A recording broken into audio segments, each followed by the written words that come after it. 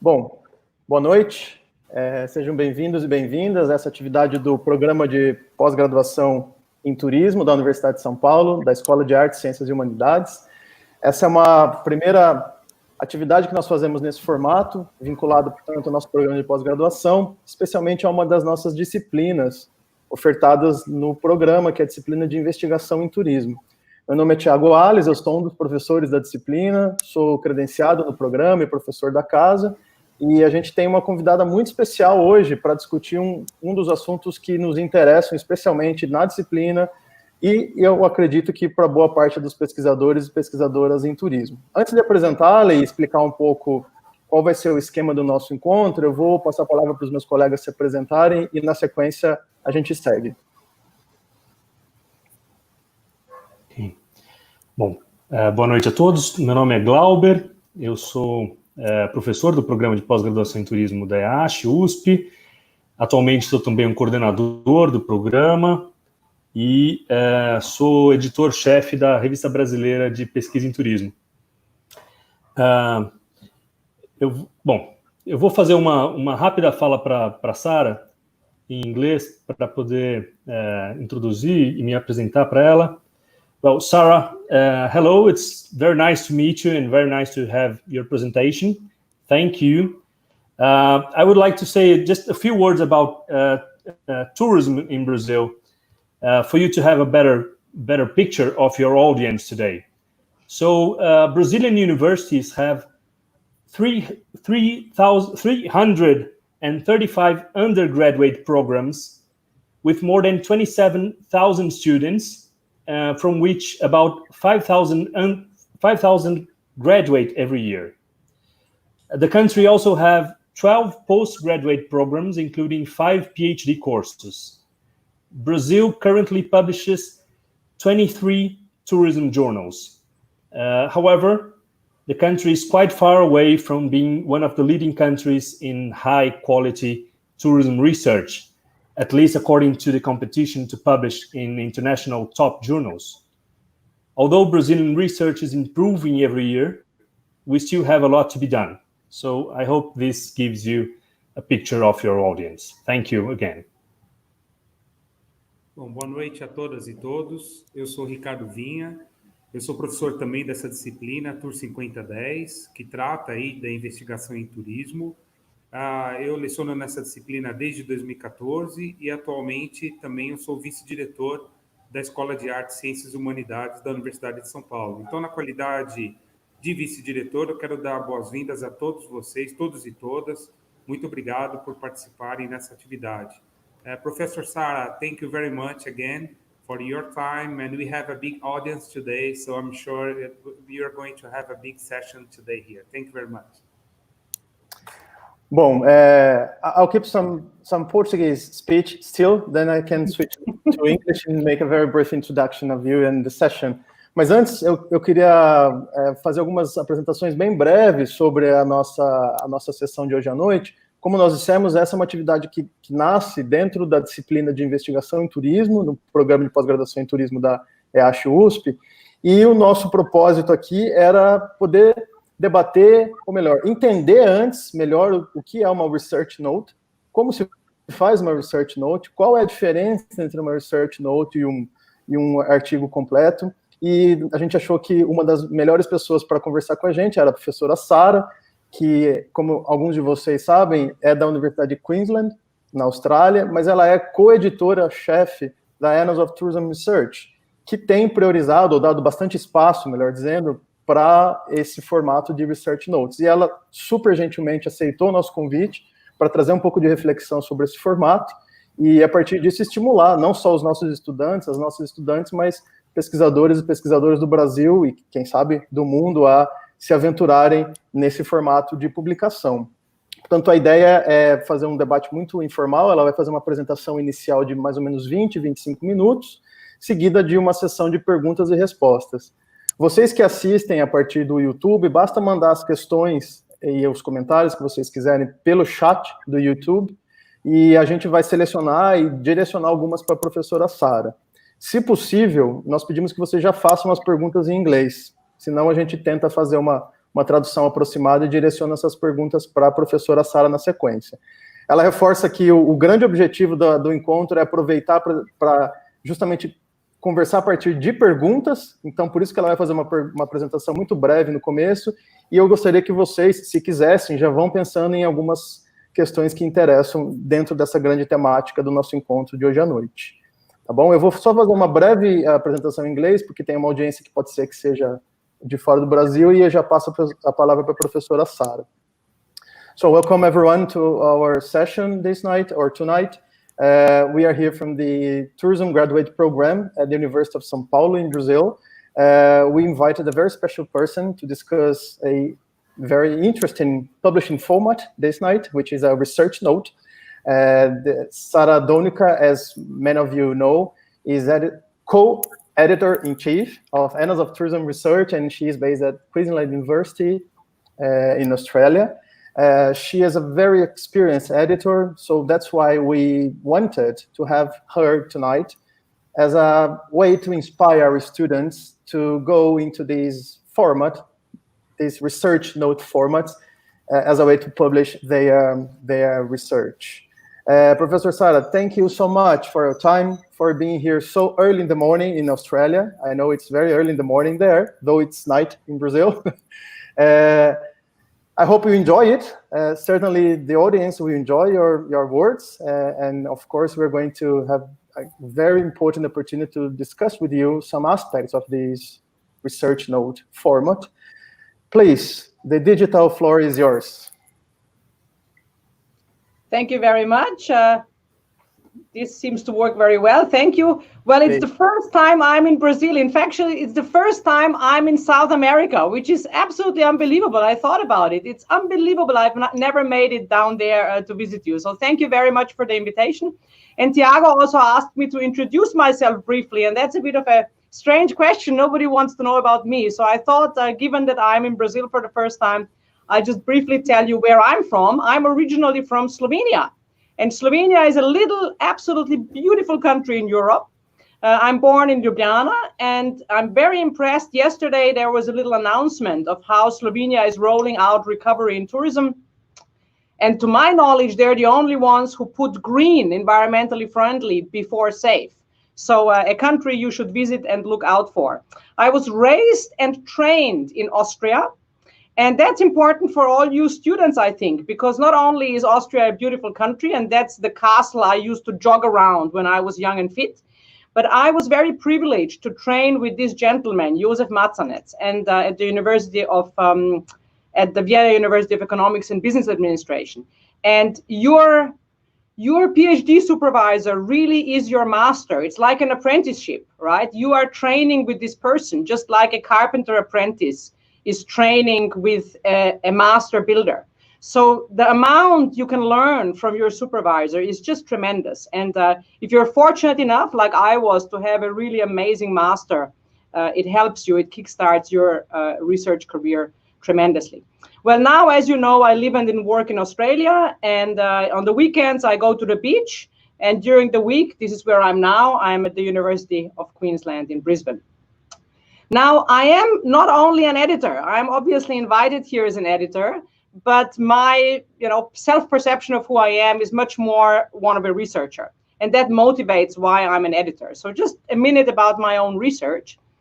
I've done 10 years of market segmentation methodology research, which is quite unique, if you want, in the tourism space, because it's very much about methods, not about content.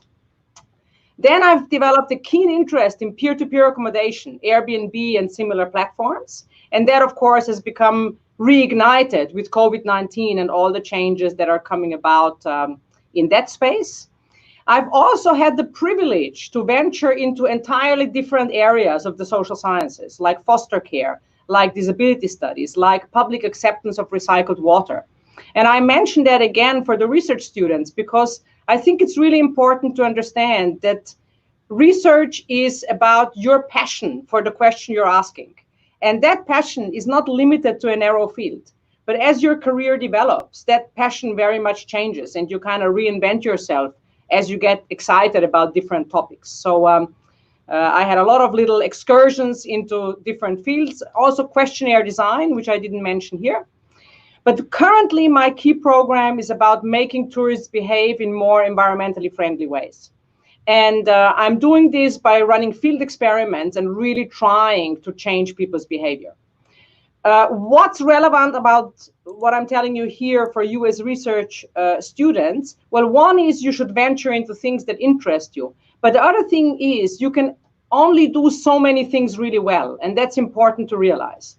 So I have a lot of interests, and I'm easily distracted, and I get fired up about new research questions. But I only have 24 hours in a day, right? So right now, for example, I really try to only focus on that last research program, because otherwise I just can't do it justice.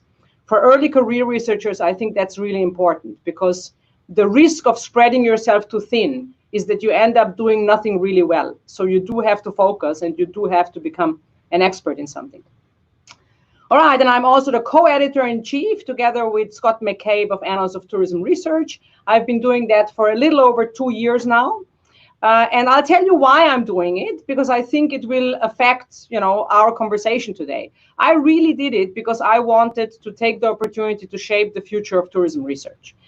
Being the editor-in-chief of one of the leading journals allows you to kind of direct the nature of research we produce. So that to me was really the driver why I decided to take that role, despite the fact that my true passion is to be a researcher in my own right. And I really do want to make tourism research the best it can be, both my personal research, but also as I work with authors, as I provide feedback to authors. I don't do it to hurt them. I do it because I genuinely believe we can do better in many instances. All right, now, of course, this is about research notes, but it's very difficult to talk about research notes without giving you the broader context of what kind of work Annals publishes, how publishing works generally. So there will be a little bit more. I hope that's okay with you. So the purpose of Annals is maybe a little bit more distinct than the purpose of other tourism journals. Like other journals, we want to push the boundaries of knowledge. So it's really about originality, novelty. Distinctly different maybe from some of the other journals, we are very much about theory development, right? So we are not really an applied journal. We get submissions of very interesting applied work that's hugely relevant to a certain location, to a certain context, but that's just not the kind of work we publish, right? So really, a paper published in Annals does need to have implications beyond the context that's being studied. We are also a social science journal, and again, that's a little bit of a differentiation factor to other journals. So we literally publish hardcore econometrics, and we publish hardcore anthropology, right? That is a huge spectrum of expertise covered in Annals. And you will see that feeds through to how we process manuscripts, because we do need subject matter experts across that whole broad range of expertise. So we are very much a multidisciplinary journal. And amusingly enough, if you look at the rankings, we are second in tourism, but we're first in sociology, right? So I'm just saying that to show you how wide the scope is of the journal, so that the sociology work published in Annals is impactful to the point where it basically is acknowledged in the base discipline. And that's true for many other disciplines as well. All right, key statistics. This is important. If you're going to submit to Annals, you're going to be one of 1,100 submissions, and this number increases by the week. So right now, we think probably it's going to be 1,200 this year. When we took the editorship 2 years ago, Scott and I believe we had 700, okay? And I don't think that's only a trend happening in Annals. We're seeing that across the board. The number of submissions is increasing. Now, what does that mean for me? Well, for you, that means we're desk rejecting 60%. Yeah, we only publish about 10% of what gets submitted. Yeah, so if you submit and you get desk rejected, that's actually not a reason to be personally offended. Yeah, that is actually the standard expectation. Obviously, you don't want that to be the outcome, and obviously, you are not writing the paper to be rejected. But you just need to keep this in mind. Yeah, you need to keep in mind that very few of the submitted papers end up being published. In terms of process, we've got 2 editors-in-chief, and actually Scott and I are very committed. When the paper lands on our desk, we try to make a decision within 48 hours. We ask our associate editors to turn around manuscripts in 7 days, and we ask our reviewers to turn around manuscripts in 14 days. Why are we doing that? We get a lot of complaints actually from our reviewers because they tell us that's not enough time. But we really do try to stick to this because we understand that our authors nowadays are under absolutely huge publication pressure, much more pressure than I experienced when I was an early career researcher. So the last thing we want is to be a hurdle in that publication process. So we try to get decisions to you as quickly as we can, even if it's a desk rejection. If you get a desk rejection within 48 hours, that's a good outcome, right? At least you know, and you can send it somewhere else. So we really do try to work as quickly as we can. We don't always succeed, but we do certainly try our best. All right, this is the journey of your manuscript. I thought that might be interesting for you to see what happens when you submit your manuscript. So you submit the manuscript on Editorial Manager, which is an online submission system. Before Scott and I get it, there's going to be a few things. They're going to do a technical check and all this kind of stuff. So we're going to lose a little bit of time there. But eventually it's going to trickle through to either Scott or myself. And you will ask, well, why is it going to Scott or myself? Roughly, it's going to be quantitative papers coming to me, and roughly it's going to be qualitative papers coming to Scott. Sometimes that's not the case, and it might cross over, but that would be the general labor distribution. Now, if you're unlucky, you're going to get a desk rejection pretty quickly. If you're lucky, Scott and I are going to pass your manuscript on to an, actually, it's not lucky, I correct myself. If the manuscript has the potential to be published, then we will pass the manuscript on to one of our 50 associate editors. Now, 50 is a lot of associate editors, but you understand, we need an anthropologist, we need the whole range of people. So we will pass it on to the person we believe has the expertise to accurately judge the quality of your work. The associate editor, again, can make the decision to desk reject, right? If they decide not to desk reject, they will pass on to either 2 or 3 reviewers. If you submit a full paper, it's going to be 3. If you submit a research note, it's going to be 2 reviewers. These reviewers will then send their evaluation back to the associate editor, and you will directly communicate. So the associate editor will let you know what the outcome is. And the outcomes could be many. You could get a straight accept. I can guarantee that's not going to happen because I've never seen it happen in the whole of my career. You could get you could still get a rejection, right? You can get a rejection based on the reviewer comments, or you can get minor revisions, major revisions, or a category you may not be familiar with, which is called reject and resubmit. That sounds a bit strange, right? It sounds like we don't want it, but then we want it again. But Scott and I feel strongly about this category, but sometimes we see that there's papers that have a really cool idea, but there's just a lot of things wrong with the way it's being presented or the methodology. So what we like to express to authors, we appreciate the idea, we think it's really cool, but this is just not going to be publishable the way it stands. But if you wish to work on it, here's a bit of guidance. You can submit it as a new paper, okay? So then this cycle can go many, many times. Yeah? Usually we make a final decision in 2 rounds of review, but I have one manuscript currently that's in the 6th round. Yeah? And I give a lot of credit to both the reviewers and the authors for their persistence to genuinely make it the best paper it can be. All right, so, I forgot the acceptance because it happens so rarely. So then obviously the associate editor will let you know if your paper is accepted. If it is accepted, well, then it'll be published really quickly. In fact, nowadays it's published before you even check the proofs. And that's good for you, right? Because immediately your paper is visible, immediately your paper is citable. What types of articles do we publish? Now we're getting closer to our topic of research notes. So there's 4 types of things we publish. Conventional full research articles, the standard format in academia. Research notes, commentaries, and viewpoints. So you might never even have heard of the last 2 categories at all. What's the difference? Well, there's the main differences in the nature of work. Research articles and research notes are both original research, whereas commentaries and viewpoints are opinion pieces, responses. So a commentary is actually a response to someone else's paper. And we don't see many commentaries, but Scott and I like commentaries because we do believe that, you know, science is alive. So we love debate between authors about certain topics. Viewpoints are pure opinion pieces, right? So they do not present any social science, no knowledge development. They just, they're opinion pieces, but not like you would put them on Twitter, right? They still have to be a little bit more, have a bit more stronger a foundation. Reviewing. Research articles and research notes are both double-blind reviewed. What does that mean? That means the reviewer does not know the identity of the author, and the author does not know the identity of the reviewer. Commentaries are sometimes reviewed, sometimes they are published just at discretion of the editor. Viewpoints solely at the discretion of Scott and myself, because they're just opinion pieces, right? They're not scientific pieces.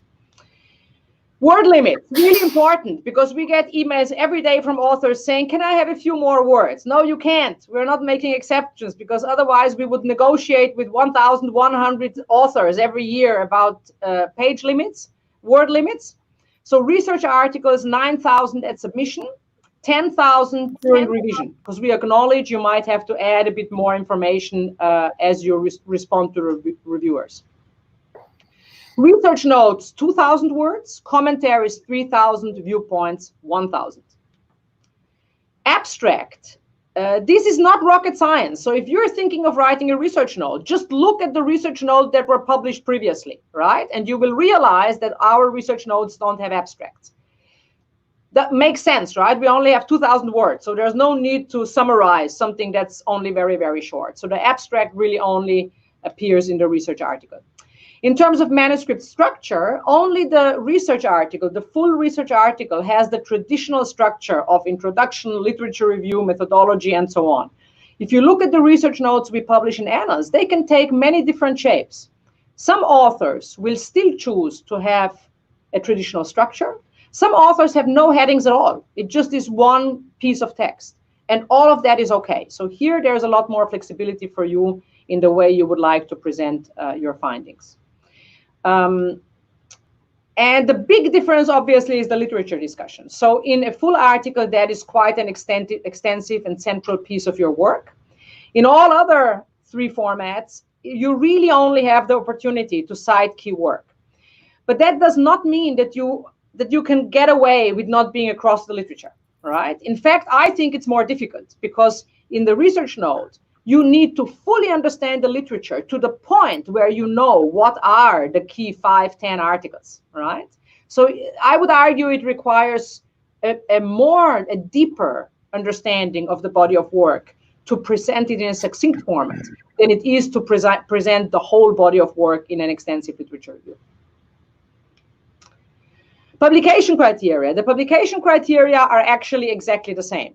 So if you think the research note is easier than the full article, it really isn't. The criteria are the same. In Annals, we really care about courageousness. It's a weird word, isn't it, in academia?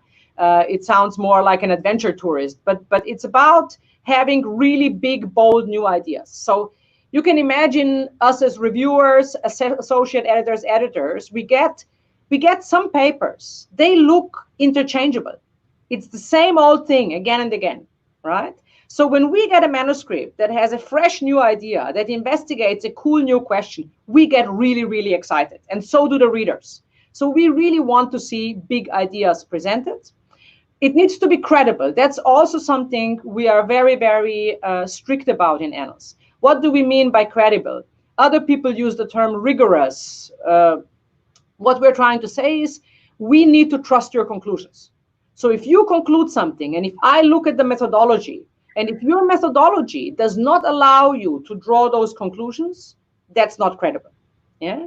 So we need to know that the research design you've chosen is able to generate validly the conclusions that you are drawing. We want work to be replicable. So if you're going to conduct the study in the same context again, the results should be roughly the same. Work needs to be relevant. What does that mean? Well, there's other people. It could be other academics. It could be policymakers. It could be industry. And your work needs to have some kind of value for these other groups. Needs to be transferable. So again, a lot of desk rejections Scott and I have to make decisions on are about very, very, very small contexts. So it's a guest survey study in a specific destination, and we are told about the results. That's not transferable knowledge. That's important knowledge for that particular destination, but it's not important knowledge for the broader scientific community or tourism industry community for that matter. And finally, very important again to Scott and me, readable and well illustrated. So there's still this belief that an academic article needs to be written really complicated. Well, that's not true, right?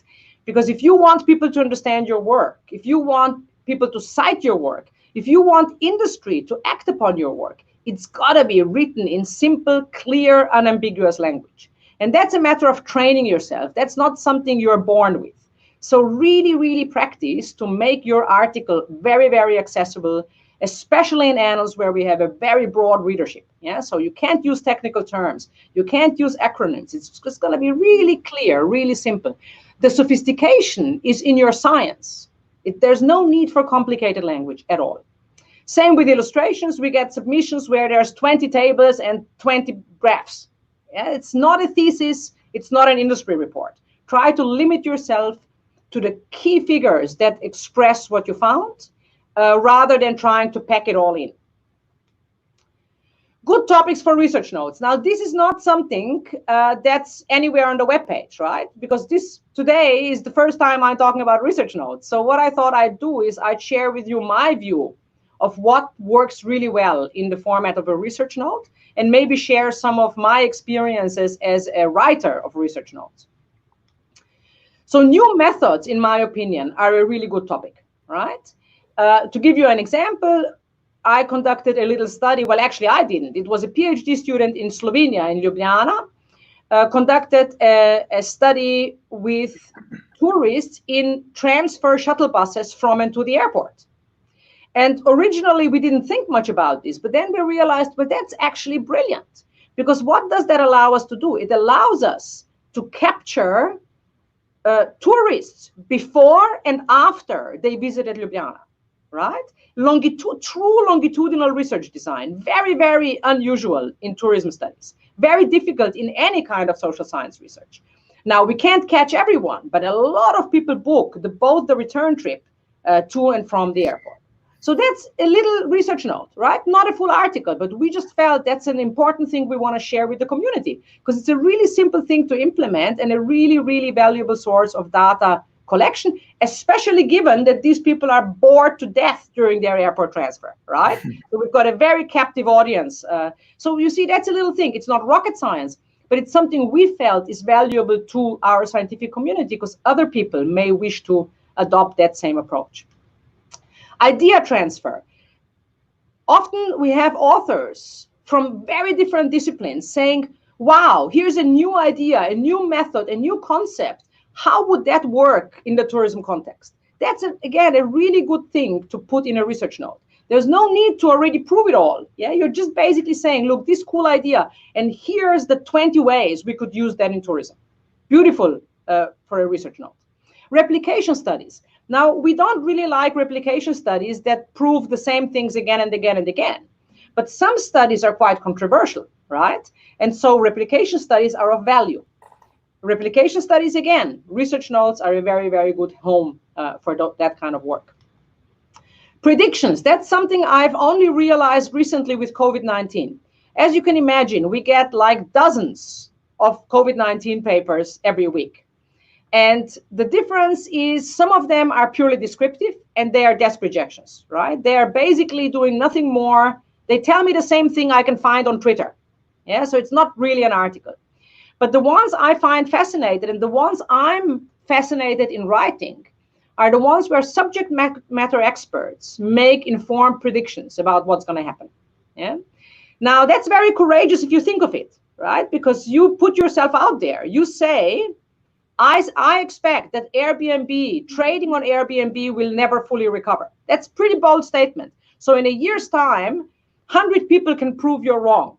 But this is really interesting as a research note, right? Because this is now, for example, what industry really needs. It needs informed expert predictions about what's likely to happen so that industry and government can make good decisions. Discovery. Now you're going to say I'm being inconsistent, but in some instances, really cool empirical findings have a nice home in research notes. So something we didn't think about, investigated empirically with not a very, very strong theoretical background would still sometimes sneak in as a research note. It would never make it as a full article in Annals. And finally, I don't know if you know the term navel gazing. That's excessive self-reflection. And if you've read articles in any field of research, researchers like to reflect on their own discipline and how we're doing things and why we're doing things and who's being cited and how many men and how many women publish and, you know, all these kind of things. And these things are not, I'm not saying they're not valuable. They're very valuable self-reflections. But to Scott and me, they are not full papers. They're not contributing to knowledge, right? So again, they are good little research notes, self-reflective research notes about our research community. Have a good home as research notes. All right, I think we're getting towards the end. A few basics I thought I would sneak in while I have your attention.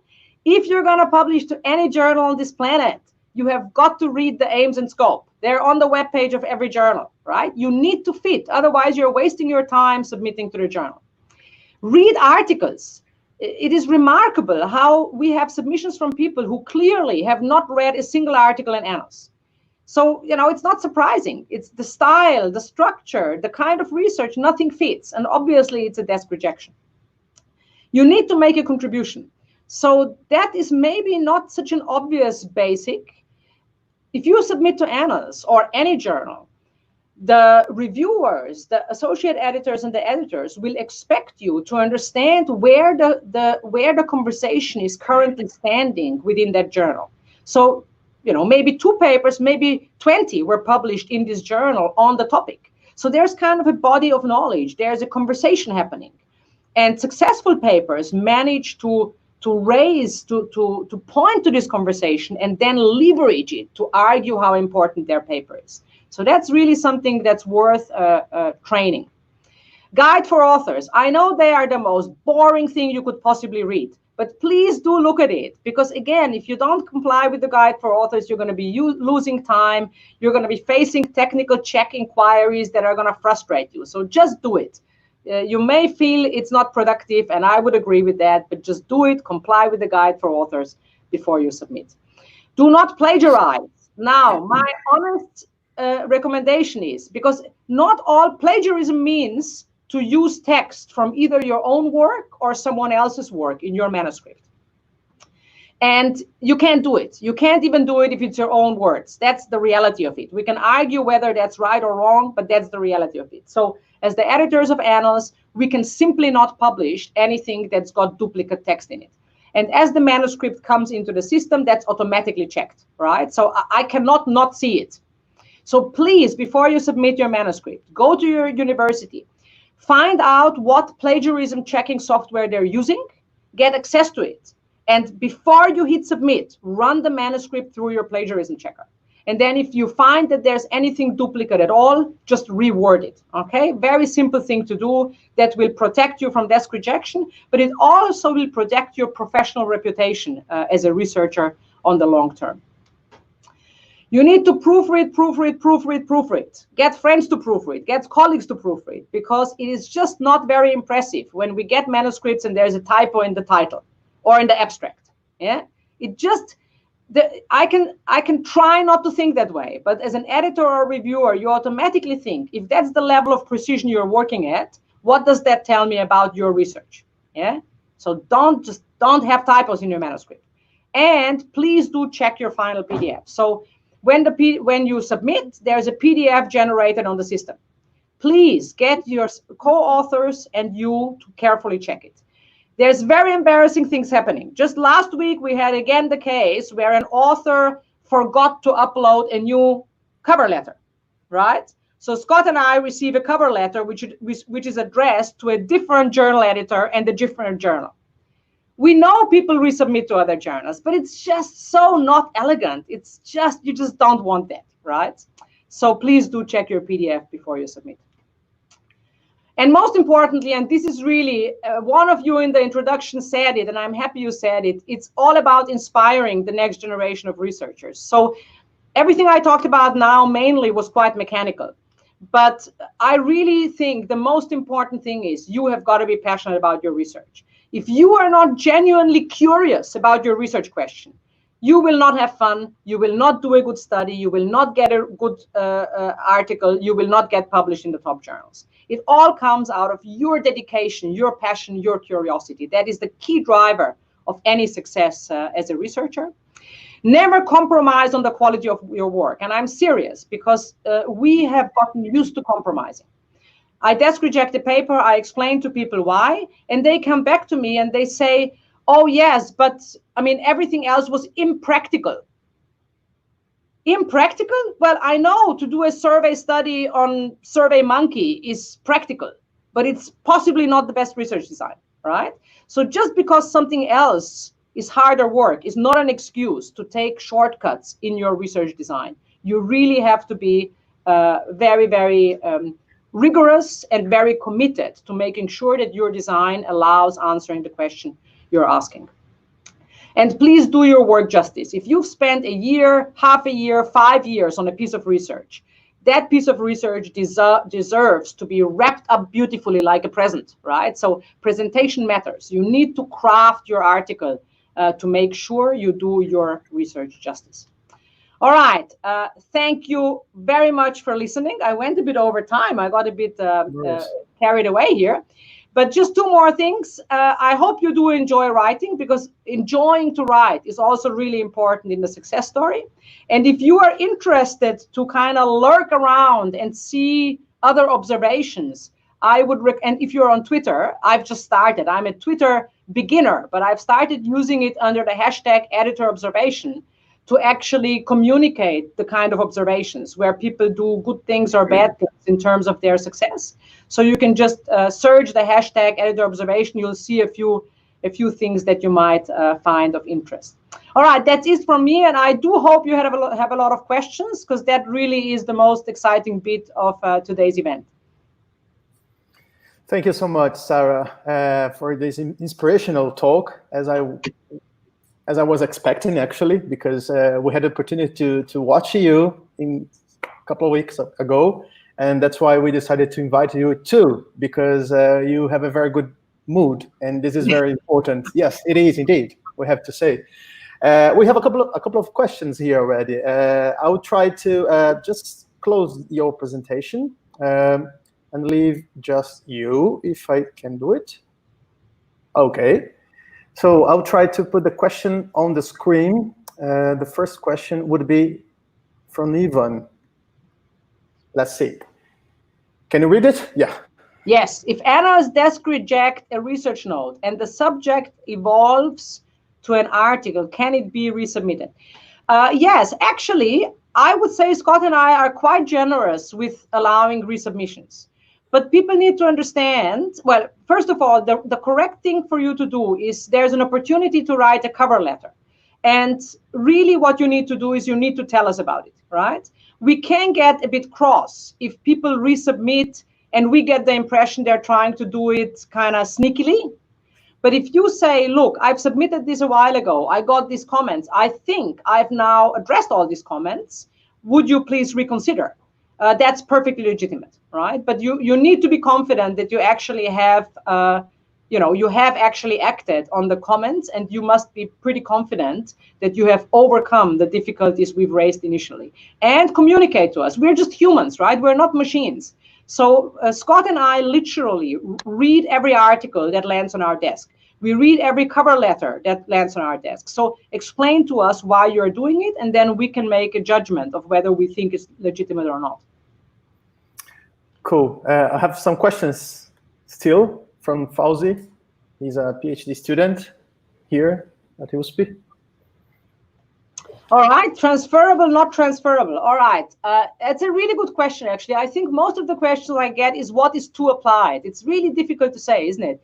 But how can I give you some examples? So I will have instances where people have guest survey data for a specific destination. And then they, I don't know, run a segmentation analysis and tell me what type of tourists is in that destination. That is a classic applied study. That's a classic study that a national tourism organization would commission a market research company to run. It is not relevant beyond the destination, right? It is very specific to that destination and to the guest mix at that destination. So here I would say, no, I'm sorry, that is really too specific for that context. It's not transferable. But there might be other things where even a guest survey might be a legitimate source of data. Now you're putting me on the spot to come up with a smart idea here.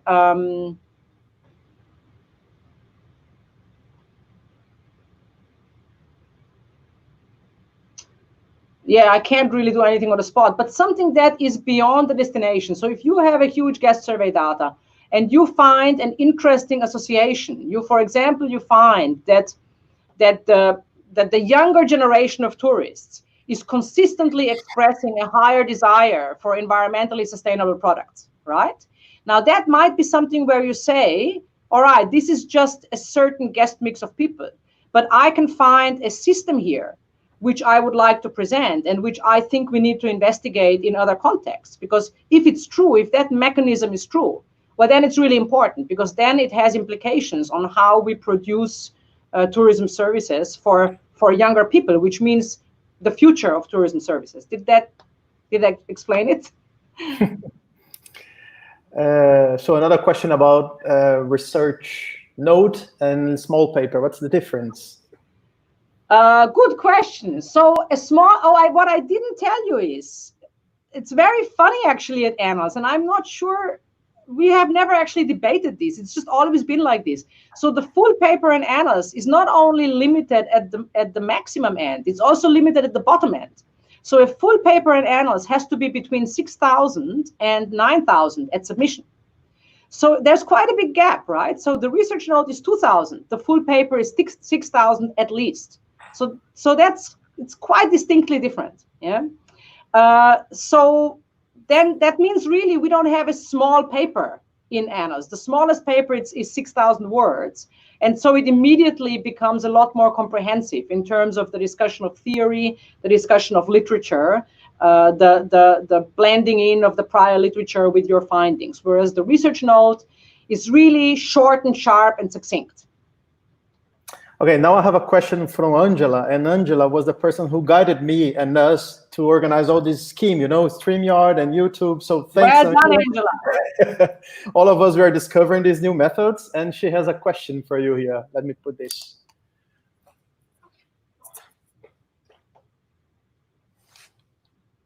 Yeah, that's a really good question. It's really sad to me that you say countries with no strong tradition in tourism research. It actually breaks my heart, because people all over the world are equally smart. They work equally hard. They have equally much tourism. So it breaks Scott and my heart that when we look at the stats, we still see such a concentration in certain countries. And we don't like seeing that. We would love to get more submissions from non-traditional publishing countries, but that's not your question, sorry. Which is the most common mistake? I would say that the most common mistake is applied research from specifically the countries, because my brain actually works like that. I see the paper, I go, yes, it's a paper from some less dominant country, let's put it that way. And in most instances, I find it's a very applied study that's very specific to that country or to that destination. And we just can't publish it, sadly. So that, I would say, is the #1 mistake from that particular group of authors. Now we have another question, which is not the same, but similar to Ivan's question. Have a look at that, please. Would it be possible to submit a research note and hopefully get it accepted? And afterwards, expand your research, and then that is very, very naughty, Fabio, very naughty. So no, it's not. I'm joking. It really depends. It really depends how you implement it. So There's a term which you may or may not have heard, salami slicing, yeah? And basically what it means is you collect one data set and then you try to spin as many papers as possible out of it. In fact, there's a funny little term, I don't know if you've heard it, the publon. It is the smallest publishable unit. I think it's a consequence of the fact that your generation is under, in my opinion, unreasonable and absolutely ridiculous publication pressure, right? So because they are measuring your performance by the number of papers, instead of the brilliance of your ideas, you are tempted to try to split things up. But you need to be very careful about that. There's two risks. One risk is that neither of your papers is going to be good enough to make it through to publication. And the second risk is that you're going to develop a bad reputation as a researcher. And both are very high risks. So if you want to have a research note and then a full paper, it would have to be quite distinctly different. So, for example, you could say, to stick to the examples I had before, you might find a new concept in, I don't know, psychology or health sciences, right? We're in times of COVID-19. There's a concept in health studies, and you write a research note that's brilliant because it says, look, here's a framework we really need to think about in tourism, and that's a research note. And then you might go and you might conduct some empirical research where you show empirically the value of what you propose in the research note. That absolutely would be legitimate, right? But doing things like, I collected a data set, so I'm going to have a little exploratory, or you know what people like to do? They like to split up the qualitative and the quantitative phase. Yeah, not very elegant, because most of the work I do contains both qualitative and quantitative studies. The qualitative informs the quantitative existentially, right? If I'm trying to study something new, first I need to grasp what is this thing I'm studying.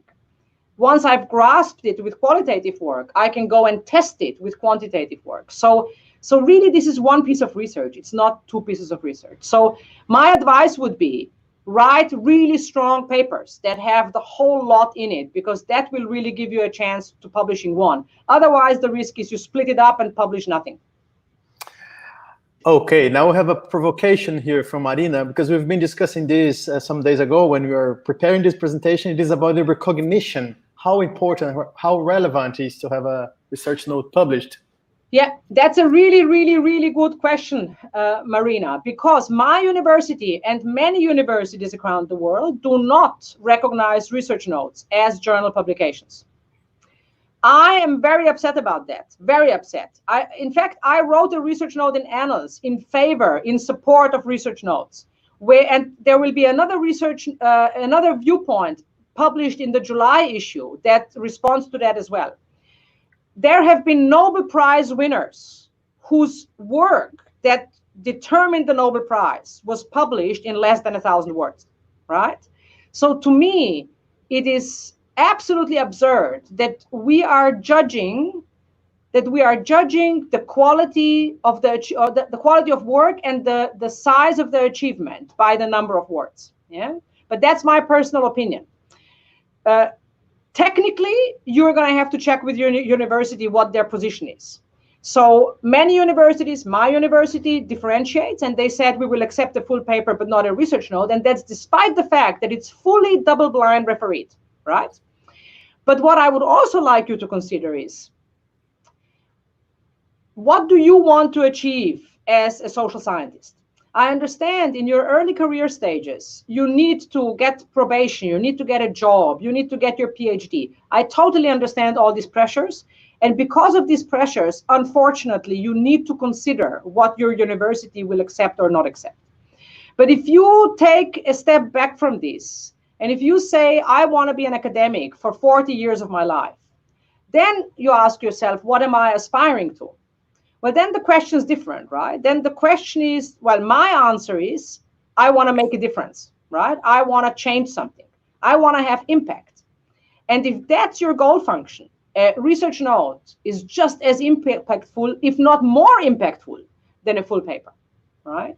So you will attract the same citations, you will get the same industry attention if it's a good paper as you would for a full paper.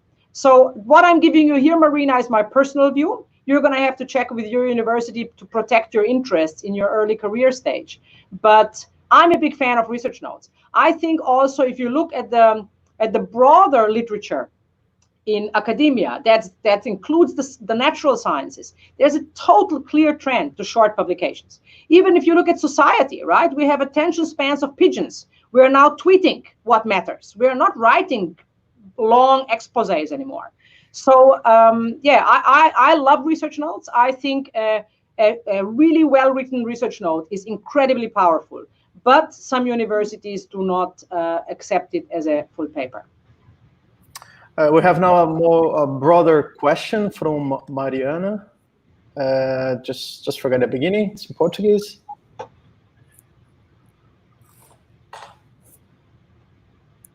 Yeah, that is an absolutely brilliant question. That's an absolutely brilliant question. And, you know, I think nobody can give you an answer to that. I think it's a bit like a general practitioner who just came out of university, or a general practitioner who's been seeing patients for 20 years. Your brain is kind of this mechanism that learns to differentiate. So I can give you the criteria, right? So I gave you the criteria, in fact. Those are the criteria that you technically use. But in reality, after reading papers for, well, how long have I been reading papers? 25 years. It's really interesting how quickly you grasp the originality, the novelty, the credibility of the paper. So that was super unhelpful for you, I know. But maybe what I can tell you is the research methodology is maybe a more tangible answer to your question. So I will always, the one thing I will always look at in a paper, whether I pass it on to an associate editor or desk reject it, is the methodology section. Because in many instances, that will tell me I cannot send it on, even if the topic is absolutely fascinating. So if I would have to tell a early career researcher how to assess if a journal article has the potential to be published or not, I would tell them to look at the method section and check whether check the research question and the conclusions, and check whether the methodology actually answers the questions and permits the conclusions. Sorry, Mariana, I know that was not what you wanted, but there really is no secret formula that's a lot of experience, I'm afraid. So we have some more questions here. Can I keep sending you the questions, Sara? I can't see. I'm still with Mariana. Yeah, here, Ambrosio.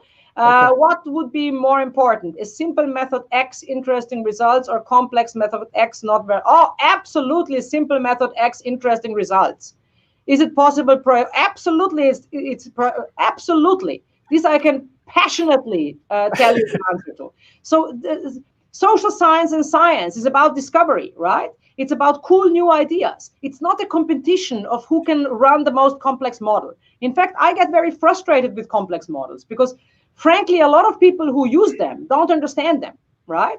So there is some kind of misunderstanding that if a method is complex enough, it'll impress the editor and it'll get published. Well, that is absolutely untrue, absolutely untrue. In fact, I can tell you a little story from my own experience. So I did a lot of years. In fact, I said 10, I think it was more like 20 years of research into market segmentation methodology. And I remember submitting an article where I used what I had convinced myself was the most appropriate method to run that segmentation analysis. And the reviewer came back and told me, why am I not using factor cluster analysis, the sophisticated factor cluster analysis, which is now generally the gold standard?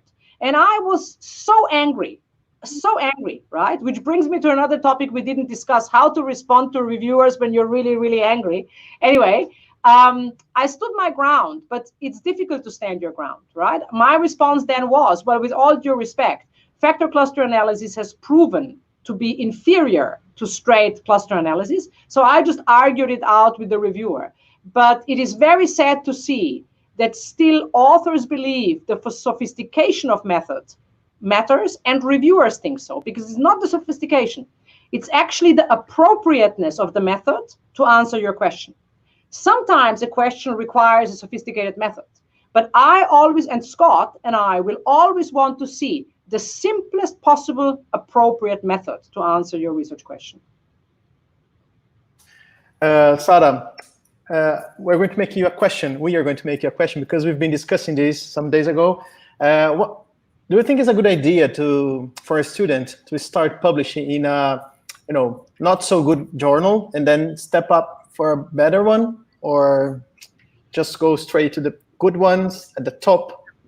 Yeah. So that's also a conversation that I think every university on the planet has this conversation. And there's two schools of thought. One school of thought is the PhD student is in training. So they have to start with baby steps, and therefore they should start publishing in C-level journals and then slowly work their way up. And the other school of thought is we are training students to be outstanding social scientists. So we need to train them from the first day to write an A-level paper. And I totally and absolutely subscribe to this second view, right? So again, if we compare a PhD with an apprenticeship, a building apprenticeship, right? The apprentice wants to build a house. So I can't be satisfied if they've built a shed, right? Ultimately, this is a very precious few years in your life where your supervisor and other senior colleagues can teach you the skill of writing a really, really, really good research article. You will never benefit in your career from the skill of writing a poor research article, right? So my advice is that from the get-go, that is your aspiration. Will you always publish there? No, you will not, right? You might submit something to Annals, to Tourism Management, to Journal of Travel Research. It gets rejected. You will then rework it based on the comments, and it might end up being published in a C-level journal initially, but it can't be your aspiration to publish in a C-level journal, if you see what I mean. So the aspiration has to be always to publish in the best journals and to produce the best possible social science research. Will you always publish in top journals? No, and neither do I. None of us do, right? But the aspiration from the start has to be excellence and not mediocrity. Sara, there's one more question. Is that okay for you? As long as you want. I'm in a great mood. They are so interesting questions. It's such a shame I don't see all your students. I just see myself. That's pretty boring. All right. Tourism Management does not publish single study articles. What is the perspective of Annals? So I do not think that I don't want to speak for Tourism Management, but I'm not sure that that's totally right. I believe what Tourism Management is saying is that you've got to be a bit careful with one-off cross-sectional research. What does that mean? And that's, by the way, the same with Annals. So there is a real, almost formulaic way of how we are producing knowledge. And the formula goes like this. We run a survey study at one point in time, not in 2 points in time, at one point of time. We include in that survey studies a lot of constructs, which are all self-report constructs, right? So people tell us what they think, they tell us what they do. We are not actually observing what they do. So that's another pet hate of mine, right? I think if you want to study behavior, you better make an effort and measure behavior. But that's not the norm. The norm is we ask people about behavioral intentions and other things. By the way, we also tend to use outrageously bad survey questions, right? So if you look at some of the questions used to measure this construct, some of these questions have nothing to do with the actual construct being studied. But I'm digressing. So basically, we have a one-off survey study. We measure self-report constructs, and then we correlate them. Now, there's many methods of correlation. Everyone's favorite method is structural equation modeling. There's nothing wrong with structural equation. But what people need to understand, if I am asking people at one point in time, and I run a correlation-based analysis, including structural equation modeling, I cannot draw conclusions about cause and effect. I cannot, right? All I can do is I can draw conclusions about associations. I can say, I don't know, I can say self-reported loyalty, which is not loyalty, it's self-reported loyalty, is associated with self-reported posting on social media about the destination. That's all I can say. And that's where, single study articles or one-off cross-sectional studies are simply not enough. If you want to draw causal conclusions about what affects what, you need an intervention. You need to actually measure something, change something, and then measure something again. So my advice would be that you look a bit into the detail of tourism management, because I believe that the policy in tourism management is a bit more differentiated than that.